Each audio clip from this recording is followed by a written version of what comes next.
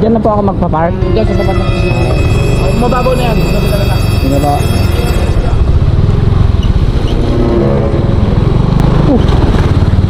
Malalim eh.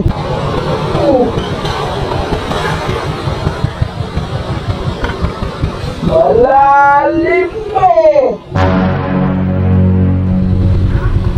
Malalim. Malalim. Hindi totoo yan. Bola lang yan.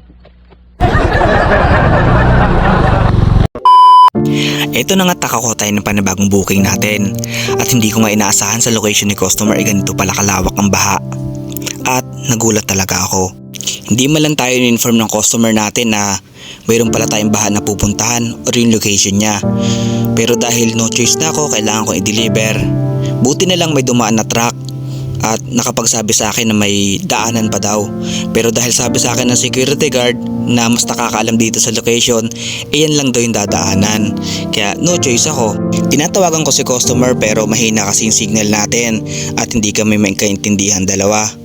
Kaya ayan, pinicturean ko tapos sinend ko sa kanya na hindi man lang niya ako in-inform na ganito pala yung sitwasyon dito. Tingnan nyo naman guys. Diba? Yung truck nga oh. Ha? Sa customer ko hindi ako in-inform na ano pala, baha po pala dito eh. Mayroon po dun sa kabila. Pati sinabi sa akin nung guard, mayroon pala doon. Dito niya ako pinapadaan.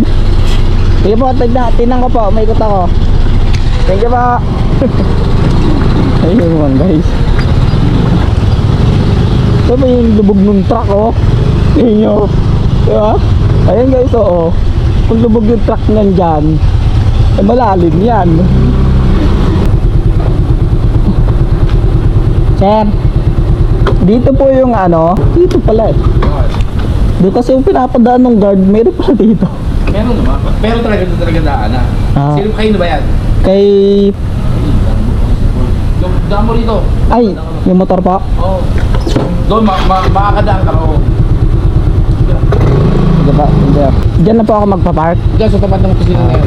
Mababaw na yan. Mababaw na. Sige po. Hindi masisira mo dyan.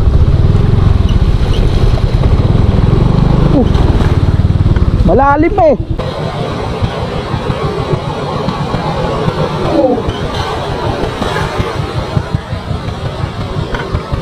Malalim eh.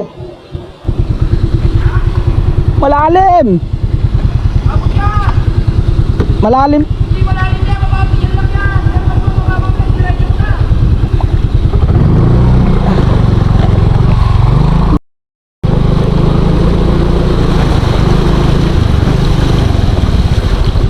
Talaga naman. Opo, kasi tinuturo po sa akin ng guard dito pa dadaanin. Diyan nga lang lumubog na ako eh, basa na po. Thank you sir, pasensya na kayo ah. Alam po. Doon talaga.